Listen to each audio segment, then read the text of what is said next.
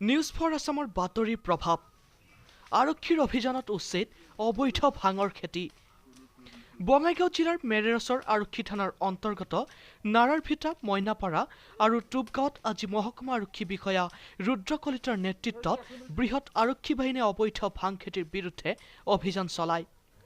যোৱা ২৬ নৱেম্বৰত news for আছামত সবিস্তাৰে অবৈধ ভাং খেতিৰ বিৰুদ্ধে সম্প্ৰচাৰিত হৈছিল বাতৰি। তাৰ পিছতেই তৎপৰ হৈ পৰে আৰক্ষী প্ৰশাসন আৰু অবৈধ ভাং খেতিৰ বিৰুদ্ধে চলায় অভিযান।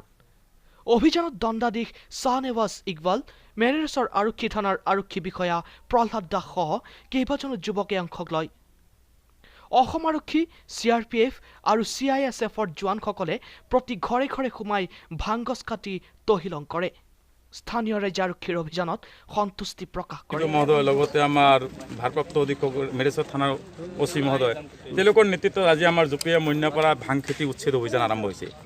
তো আমি যিখিনি দেখিলোঁ ইতিমধ্যে প্ৰায় কিছু অংশ প্ৰায় ক্ষতি সাধন কৰা হৈছে, শেষ কৰি দিয়া হৈছে, আৰু বাকী যিখিনি মানুহ তেওঁলোকে নিজাববীয়াকৈ কাটা আৰম্ভ কৰি দিছে। অভিযান পূৰ্ণ গতিত চলিছে। তাত যিমানখিনি মানুহ আহিছে মোটামুটি আমি ধৰি ল'ব পাৰোঁ মিনিমাম ৫০ৰ পৰা ৬০লৈকে।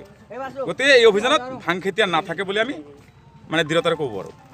থৈ আনন্দিত, কাৰণ যিহেতুকে এই ভাং খেতি, মদ, জুৱা এইবিলাক বস্তুৱে আমাৰ যুৱ প্ৰজন্মক একেবাৰে জুৰুলা কৰি পেলাইছে। কাৰণ তেওঁলোকে মতিভ্ৰম হৈছে, যিটো সঠিক ৰাস্তা তেওঁলোকে সঠিক ৰাস্তা নাপায় বেলেগ পথে গতি কৰি আছে। গতিকে এইটো ধ্বংস কৰাৰ লগে লগে আমাৰ যুৱ প্ৰজন্ম সঠিক পথত তেওঁলোকে আগবাঢ়ি যাব। মোৰ বিশ্বাস ইয়াতে তেওঁলোকৰ এইটো পৰিৱৰ্তন আহিব।